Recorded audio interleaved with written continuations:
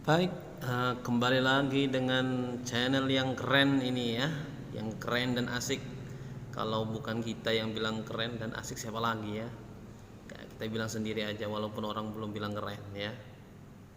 Baik, teman-teman, dalam kesempatan video kali ini saya akan menyampaikan terkait dengan teknik dan cara-cara bagaimana supaya tingkat plagiasi bisa turun ya, dari yang dulu sebelumnya 50% ketika cek pertama, kemudian menjadi eh, 20% ke bawah ya, atau 25% ke bawah ya. Nanti akan saya ajarkan bagaimana teknik-tekniknya ya. Nah, sebelumnya di sini saya menggambarkan bahwa secara umum ada 3 teknik bagaimana cara menghindari plagiasi atau menurunkan plagiasi. Yang pertama, bahwa hasil penelitian ini merupakan murni hasil penelitian kita sendiri, bukan hasil kopas di hasil penelitian orang lain atau hasil kopas di internet ya. Ini yang pertama, ini yang paling penting yang perlu ditekankan. Yang kedua adalah dengan cara membuat catatan kaki ya, dari mana kita mengutip artikel tersebut atau mengutip kalimat dan paragraf tersebut, kita cantumkan. Kalau dari internet kita cantumkan dari internet. Dan yang ketiga, melakukan parafrase ya.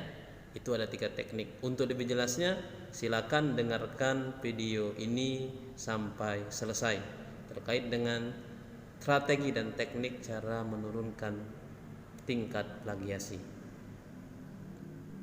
Bismillahirrahmanirrahim. Assalamualaikum warahmatullahi wabarakatuh. Baik, teman-teman mahasiswa mahasiswi Sekolah Tinggi Ilmu Tarbiyah Al-Quran Al-Ittifaqiyah, dalam kesempatan ini saya akan terbaru ini, yaitu terkait dengan cek plagiasi ya. Nanti juga saya akan menyampaikan teknik-teknik bagaimana supaya tingkat plagiasinya bisa turun. Jadi gini ya, terkait dengan kebijakan cek plagiasi. Kenapa ini penting dilaksanakan? Karena dalam beberapa bulan terakhir ini banyak mahasiswa, ada sebagian mahasiswa yang terindikasi ya, skripsinya melakukan plagiasi ya, atau mengambil karya orang lain. Jadi karya itu bukan asli dari mahasiswa itu sendiri. Nah, hal-hal seperti ini sebenarnya kalau dalam dunia pendidikan dan penulisan karya ilmiah sangat tidak dibenarkan ya, dan ini melanggar hak cipta. Jadi oleh karena itu tindakan-tindakan seperti ini bagi mahasiswa-mahasiswa SIPKI diharapkan untuk dihindari. Oleh karena itu tulislah skripsi dengan serius, hasil sendiri, melakukan penelitian sendiri, jangan sampai mengambil karya-karya orang lain. Karena tentu kalau kalian ada sebagian dari kita yang mengambil karya orang lain, ini akan terdeteksi ya di Turnitin. Tingkat plagiasinya, Anda mengambil sumber dari mana, akan terindikasi melakukan plagiasi. Nah, kemarin sudah ada beberapa contoh mahasiswa yang ditunda ujiannya karena skripsinya hampir 90% itu merupakan karya orang lain. Nah, oleh karena itu untuk menghindari, tentu langkah yang pertama yang harus dilakukan oleh mahasiswa dengan melakukan penelitian sendiri, bukan mengambil karya orang lain. Insya Allah kalau melakukan hasil penelitian sendiri, tingkat plagiasinya tidak akan tinggi ya, di bawah 25%. Karena ketentuan di STIPKI bahwa maksimal plagiasi itu 25%. Nah, tetapi bagaimana seandainya ada sebagian mahasiswa yang mengatakan, "Pak atau Bu, kami ini sudah menulis hasil penelitian hasil penelitian saya sendiri. Tetapi setelah dicek lagi, di plagiasi, tingkat plagiasinya di atas 25%, sampai 30 atau 45%, Nah, ini tentu ada teknik-tekniknya sendiri bagaimana supaya bisa menurunkan cek atau tingkat plagiasi ya. Di sini saya misalnya memberikan contoh ya.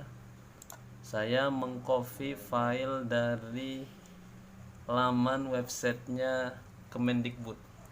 Nah, di sini ya. Ini websitenya, kemudian saya simpan di komputer saya. Ini udah filenya tanpa saya ubah sama sekali ya, tanpa saya ubah sama sekali filenya. Kemudian saya cek plagiasinya. Setelah saya cek, ternyata tingkat plagiasinya 100%. Nah ya, jadi ini menunjukkan, terindikasi bahwa saya mengambil dari internet. Jadi kalau kita ngambil dari internet itu pasti akan terdeteksi ya. Ini sampai 100% karena tadi tidak saya ubah sama sekali. Dan saya mengutipnya dari mana? Dari Kemendikbud. Jadi ketahuan ya. Kita mengutipnya dari mana, kita ketahuan. Nah, jadi kalau ini kita ngambil dari internet, hasil penelitian kita dari internet semua pasti akan ketahuan. Dan tentu tingkat plagiasinya akan tinggi. Nah, tadi itu terkait dengan bagaimana, Pak? Ini sudah penelitian saya sendiri, tapi kok tingkat plagiasinya masih tinggi. Nah, jadi gini ya cara mengubahnya. Nah, setelah kita cek ternyata tingkat plagiasinya 100% ya, atau di atas 25%. Yang pertama, seandainya kita mengambil rujukan itu dari internet, makanya harus kita cantumkan sumbernya dari mana ya. Jangan sampai kita cuma kopas-kopas aja dari internet, tidak boleh itu. Jadi harus dicantumkan kita mengutip dari mana. Nah, ini salah satu cara bagaimana mengurangi tingkat plagiasi dengan mencantumkan rujukannya dari mana, internetnya, sumbernya. Itu nanti akan menurunkan. Yang kedua yang bisa dilakukan adalah dengan melakukan parafrase ya. Ini misalnya ya, ini teks aslinya ya.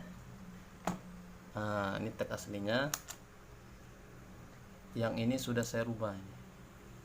Ini sudah saya rubah. Ini teks aslinya. Nah ya, bagaimana? Misalnya gini. Ini saya mencontohkan. Seandainya di sini saya membagi ada 3 kalimat ya. Penguatan. Nah, ini cara melakukan parafrase ya. Parafrase itu jadi mengubah sebuah kalimat atau sebuah paragraf, mengubah kata-kata atau kalimatnya namun tidak merubah substansi atau intisari dari sebuah kalimat tersebut ya. Jadi kalau nanti ada warna apapun itu, berarti itu terindikasi bahwa artikel Anda atau skripsi Anda itu melakukan plagiasi ya. Bagaimana cara melakukan parafrase itu? Misalnya begini ya. Pada kalimat yang pertama, ini teks aslinya ya. Penguatan karakter menjadi salah satu program prioritas Presiden Jokowi dan wakilnya, Wakil Presiden Yusuf Kala. Nah, saya melakukan parafrase ya, mengubah kalimatnya tanpa merubah substansinya. Presiden Jokowi Dodo dan wakilnya menjadikan penguatan karakter sebagai salah satu program prioritasnya. Nah, kan di sini saya sudah berubah kalimatnya tapi tidak merubah substansi atau ide pokok dari kalimat tersebut. Kemudian di sini misalnya, hal ini sebagaimana tertuang di sini ya. Dalam nawacita disebutkan bahwa pemerintah akan melakukan revolusi karakter bangsa. Ini teks aslinya. Kemudian saya lakukan parafrase, hal ini sebagaimana tertuang dalam nawacita. Nah ya, tidak berubah substansinya. Kemudian ini misalnya, Kementerian Pendidikan, ini teks aslinya, Kementerian Pendidikan dan Kebudayaan mengimplementasikan penguatan karakter penerus bangsa melalui gerakan penguatan pendidikan karakter yang digulirkan sejak tahun 2016. Kemudian saya lakukan parafrase, dalam implementasinya Kemendikbud membuat gerakan penguatan pendidikan karakter yang telah dilaksanakan mulai 2016. Nah, jadi ini cara melakukan parafrase. Jika memang apa yang kalian tulis masih terdetek sebagai plagiasi, bisa dengan membuat parafrase ya. Nah, setelah saya melakukan parafrase pada paragraf pertama ini contoh ya. Jadi nanti setiap yang berwarna kalian harus rubah kata-katanya supaya tidak kena plagiasi. Setelah saya rubah ini kemudian saya cek lagi plagiasinya. Kita lihat ya, apakah berubah atau tidak.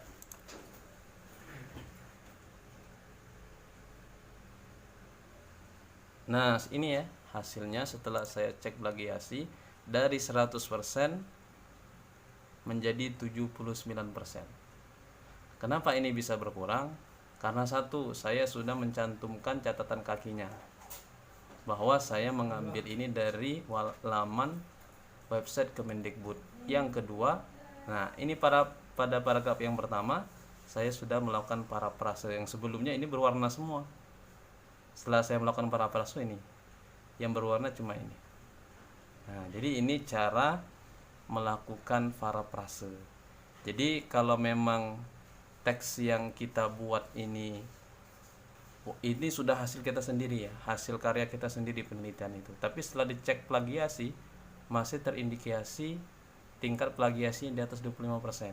Nah, ini bisa kita lakukan dengan mencantumkan sumbernya. Kalau kita ngambil dari internet, kita cantumkan buat catatan kaki dan kita lakukan parafrase ya. Tapi yang paling besar mengurangi tingkat plagiasi itu kita melakukan parafrase ini. Itu saja penjelasan singkat dari saya. Kalau ada pertanyaan silakan teman-teman komen ya di bawah, komen di laman YouTube ini, di deskripsi di bawah ini. Terima kasih atas perhatiannya. Wassalamualaikum warahmatullahi wabarakatuh.